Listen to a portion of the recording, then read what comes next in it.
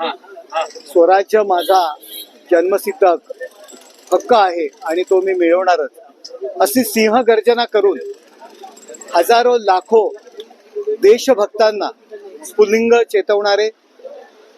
सर्व समाजाने एकत्र यावे याकरता सार्वजनिक गणेशोत्सव शिवजयंती उत्सव सुरू करणारे माननीय स्फूर्तिस्थान बाळ गंगाधर टिळक उर्फ लोकमान्य टिळक, ज्यांनी प्रेमाने सर्व लोकांनी लोकमान्य ही पदवी बहाल केली होती, त्यांचं छोटंसं स्मारक या लोकमान्य आळी येथे माननीय एकनाथ शिंदे साहेब यांच्या मार्गदर्शनाखाली आणि माझ्या विशेष निधीतून बनवण्यात आलेलं आहे. या स्मारकाचं महत्त्व म्हणजे 1918 साली माननीय लोकमान्य टिळक या आळीमध्ये स्वतः आले होते आणि या ठिकाणी त्यांनी स्वतः भाषण केलं होतं. 1920 साली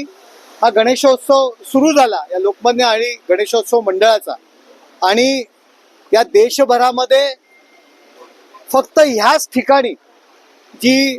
माननीय लोकमान्य टिळकांनी जी आरती लिहिली होती त्यांची आरती, लोकमान्य टिळकांची आरती या ठिकाणी म्हटली जाते. या ठिकाणचा जो गणेशोत्सव आहे तो खऱ्या अर्थाने इतर सर्व उत्सवांना,